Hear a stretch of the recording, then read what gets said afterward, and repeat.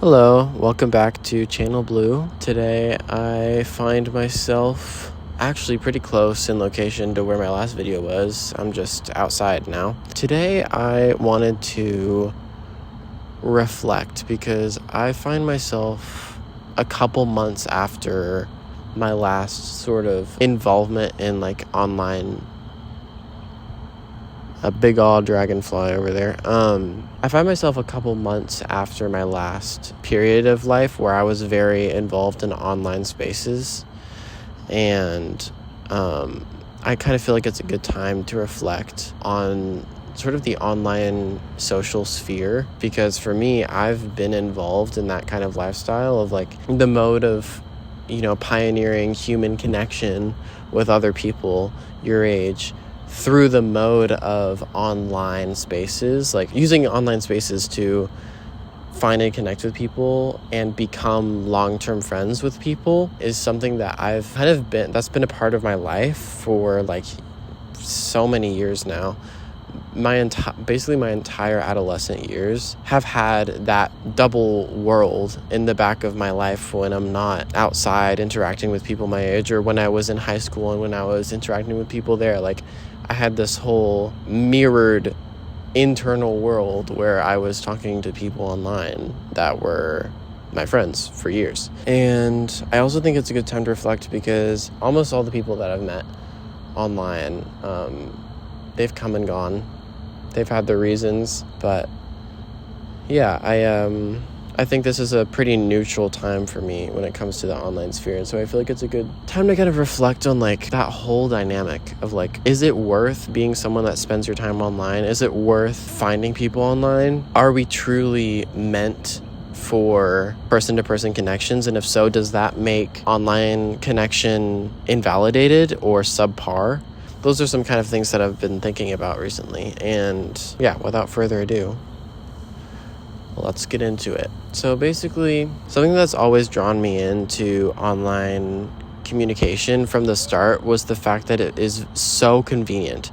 It is the most convenient type of relationship you can have with a person is one online, and you never meet them. They're just purely in your phone. That was something that was really nice and alluring to me, especially because with that sort of flexibility, you realize that the other person on the other side of this phone texting communication, they also have access to you 24/7 technically. And that part especially interested me because I felt like with this kind of relationship, I could garner people in my life that would feel like an always-on support system. If something crazy happened and, none of my friends were around, or my friend was busy, all my friends were, busy working, whatever it is, I'd always feel like there was someone I could reach out to. There was always someone I could talk to that would have the possibility of connecting with me right then and right there. And that's the thing,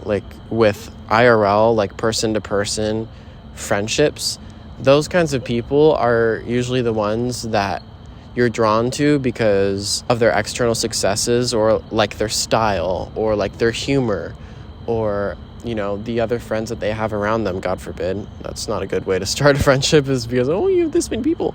But I digress. Those people you're drawn to partially, and you're at least influenced by their external successes. And those kinds of people that have those external successes are not people that are always available. Those are the kinds of people that they put in work to accomplish those things behind the scenes. And is the light shifting? Oh my gosh, it is.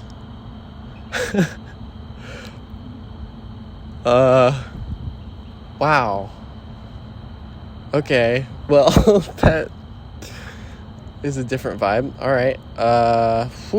Shoot. Oh my days. That's grainy as heck. I apologize. But that's, as you can see, literally just happened out of the blue. So, I'll try and move to a new location relatively soon. I guess, yeah, at 10:30, they just changed the lights to purple. Oh, because that's when they close. That's kind of tough, actually.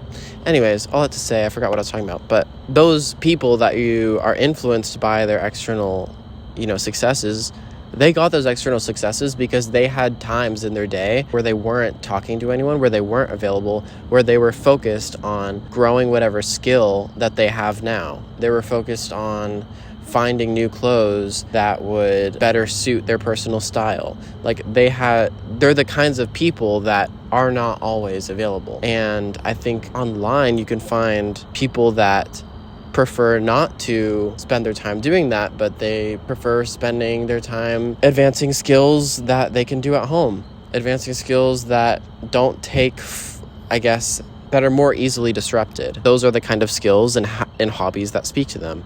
And so therefore they are people that are a lot more available than the kinds of people that you meet face to face.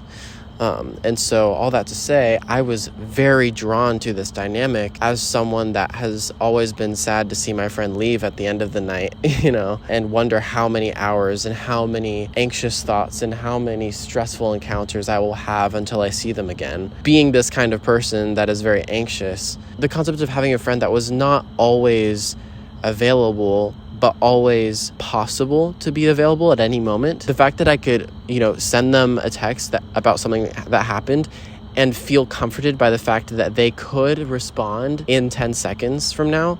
They might not, they might be busy doing something else, but they do have the possibility of responding right now. And even if they don't, they're also still more likely to respond to me and get back to me quicker than my IRL friends and so they felt like people I could depend on. And I think that nature of online communication, even though that was so alluring to me, I think that is also the thing that has complicated my relationships the most online, because it's hard not to see that almost constant availability and, as an anxious person, not attach yourself to that and be like, shoot, well, here's the support system of like 2 or 3 close friends I have online that I can just talk to at any given point, with the possibility of them responding instantly. Like, it's hard for me to not see that dynamic and then go, all right, well, I guess this is the next thing that's going to keep me sane. This is the next thing that's going to quell my anxieties whenever I have something bad happen. This is the thing that I'm going to look forward to, because it's a great escape from my mundane, depressing life. And so through that, I start to put a huge amount of stress on the relationship and dependence on the other person, in a way that is not healthy and in a way that usually has the other person feeling frustrated. So that is something that I've noticed about my online friendships that I don't really see that much in my face-to-face personal relationships. And I think that's one of the most identifiable differences between online friendships versus IRL friendships. But it's also like that beauty of people being almost always available can also be the perfect breeding ground for an anxious person to see a resource. It's hard not for an anxious person to see that dynamic, that constant availability, as something that they can abuse to pacify themselves and their anxious thoughts. Not out of a place of wanting to use another person, of course, but because they want something in their lives that can help comfort them when things go wrong, or help remind them that everything's going to be okay, or that it's not that deep, or like, you've got this, or whatever. Like, all these little things. Like, it's hard for a person that's so anxious to not be like, man, it really sucks when my, face-to-face friends have to leave for the end of after the hangout because they have to go home and sleep or whatever, or like, that's a bad example. Like at the end of the hangout because, they have to, go to work at 8 p.m. or something, and so it has to be cut short. And then it's like, we're both really busy. I don't know when the next time we'll be able to set aside like 4 hours together will be. Maybe it'll be in a week and a half from now. I don't know. And then that same anxious person will then find this whole other mode of human connection, which is the online sphere, and be like, wait, these people, they're not available all the time. They're still humans and they're still independent, but most often they actually are able to interact with me because we aren't guaranteeing setting aside 4 hours for a hangout anymore.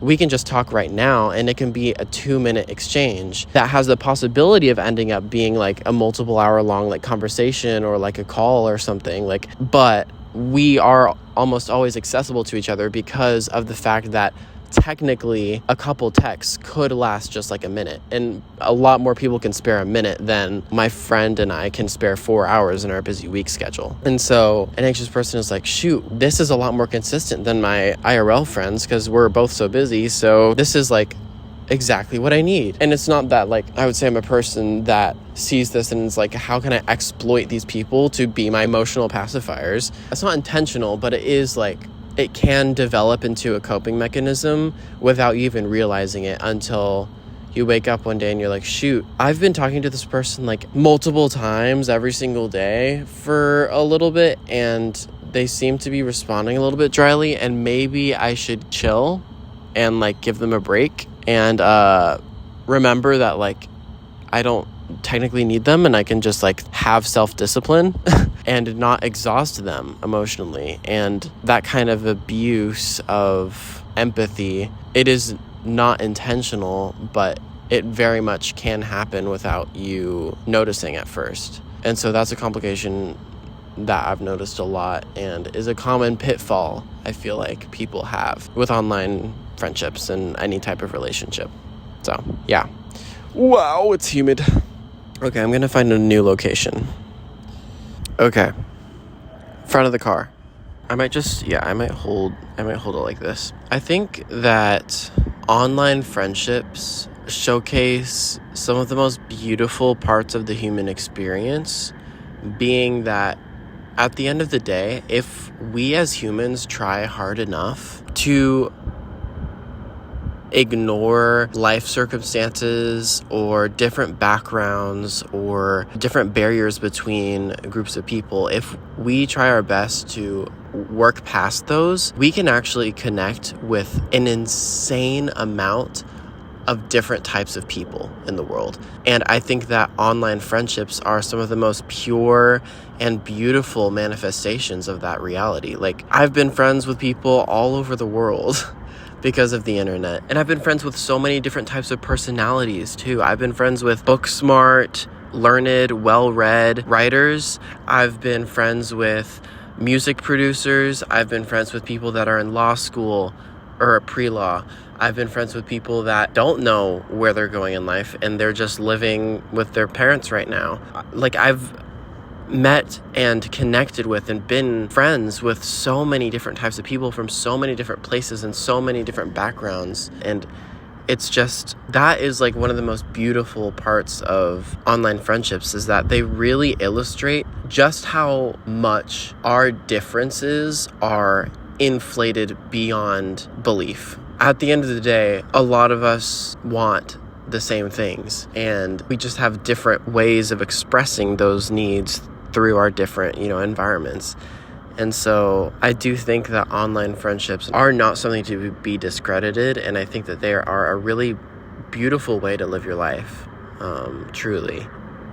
And there are limitations, of course, to online friendships that you don't experience with in-person ones, but I feel like you could also argue that there are limitations to in-person friendships that you don't experience with online friendships. For example, like, you may have, like, kind of what I was talking about earlier, like, there are limitations to in-person friendships that you don't experience, i.e. your friend having to leave to go home because they have to cook food. If they were an online friend, they could still be interacting with you like normal, and like you already have been, which is just texting. Like, that's something that you can do when you're, cooking dinner. That's something you can do all throughout a lot of, like, tasks, I guess. Your baseline for interaction, i.e. just texting usually, from you to another person online, your baseline is so much more doable throughout the day than hanging out one-on-one with an IRL friend is. Like, that's something that's a lot more realistic to be able to do for longer periods of time and more consistently throughout the day than you can with IRL